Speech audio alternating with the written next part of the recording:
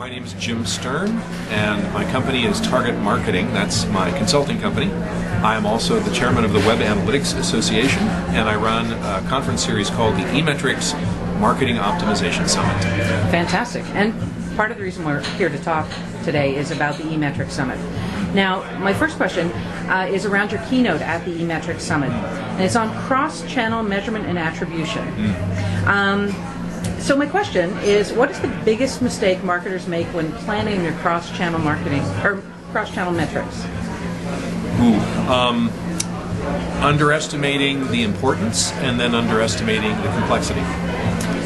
Okay, could you expound a bit more on that for me? If I'm going to advertise on television, then I'm probably going to do surveys to people. Have you ever heard of the company? Have you ever seen this ad? Do you feel differently about the company now that you've seen the ad? And I can get a feel for the impact that my ad has had. If I'm going to do an ad in a magazine, I can do the same thing. If I'm going to do a direct mail piece, I can measure how many people called the 800 number or sent the reply card back in. If I'm doing an ad online, how many people clicked? Of those, how many people purchased? That's all pretty good and straightforward. Now I want to intermingle all of those things to see, should I run the ad on TV before I run the banner ads online or after I send the direct mail piece, and which one should I spend more on in the next cycle? That's very complex and hugely rewarding. Okay. Assuming I'm a marketer who's let the ball slip on measurement, because this happens, right? Yes. People get distracted, it's complex, take a different approach. What's the one thing that you would recommend I do immediately to try and make a difference in that, to try and catch up and start moving towards getting that back into the right regular rhythm of paying attention to that? There's two parts. Okay. So there's two things you have to do. One is business goals. It doesn't matter if you measure everything in the world if you don't have a purpose. So what is not just the most obvious goal, but the most agreed to goal in your organization that everybody can get behind? And so there are really only three business goals in the world. Make more money, spend less money, and make your customers happier.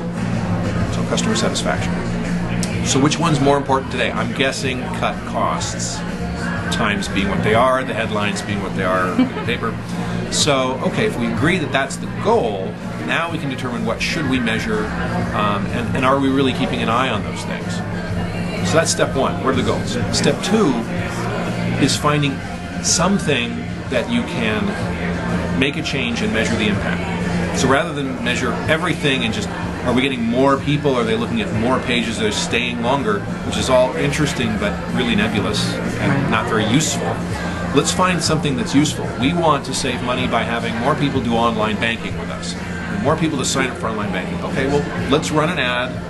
We'll have them come to a landing page, and if more of them convert to online banking, that's success. We've got something very specific we can measure. Right. Let's keep running that campaign and tweaking it a little bit to see if we can improve the numbers of people who convert to online banking. Right. And it's having a big goal in mind and then finding a very specific process, a visitor process that you can optimize. Cool. So here's an advice thing, another advice thing. What are your favorite metrics tools? And do you see any new stuff coming down the pipe? Yeah. Any of them and all of them. That is a cheap answer for two reasons. I'm the chairman of the Web Analytics Association. Oh, good point. And I run an event, and all of those tools are my sponsors in both places, wearing both hats. Excellent. That said, my favorite has to be Google Analytics, because it's free and you will learn how to measure stuff. And if you're getting started, it's a great tool for getting started. And if you're deep into e-commerce or deep into being a publisher and you're making a lot of money, you'll eventually find out why Google Analytics won't take you all the way there, and you'll now need to invest in all of those others. But it's a no-brainer for getting started, because you don't have to ask for permission because you're not spending any money. Right. So that's great. What's new it's kind of all over the map. We talk about web analytics as being measuring people's behavior online on a website. Did you click through? Did you navigate? Did you consume content? Did you purchase? But eMetrics is your behavior. So what did you do? Why did you do it, and how did you feel about it? So we need to do surveys. That's a whole different bunch of data to measure. And then what are the business outcomes? So did we sell more stuff? Did we get more people to register? Did we get more qualified leads? So the neat stuff is behavioral, and how do I use the behavioral data I capture? Serving up dynamic content, sending out dynamic emails. Gee, you were at our website and you looked at this, and you put it in your shopping cart, but you left. We'd like you to come back today. Here's a 10% off coupon. That can all be automated. How do you feel is not just on the website. We want to interview you. Why are you here today? Were you successful? If not, why not? So we can fix the website. But what are you telling your friends out in the blogosphere? And there are tools out there now that are combing the blogosphere, looking for mentions of your name, your company, your product. Is it positive or negative? Is it about this issue or that issue? And if it is, you can shoot off an email automatically to say, hey, we saw you post this. We're so sorry you had a problem with fill in the blank, and we'd like to know more. Would you please come and tell us? Right. Which is hugely powerful.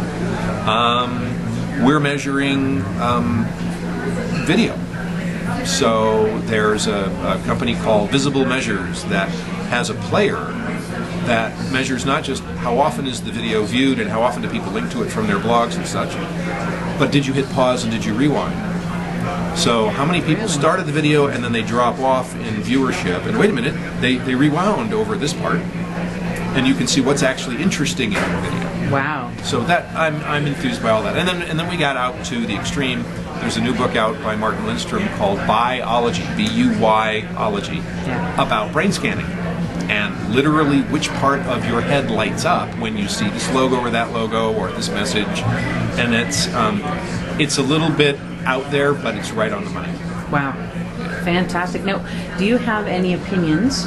Oh, no, me? Opinions? Do you have any opinions on measurement of social media, which has been a hot topic in the 1 Degree community for a while? Oh, yeah. Would you yes. share any with us? I'd be delighted. You should Fantastic. measure all that stuff.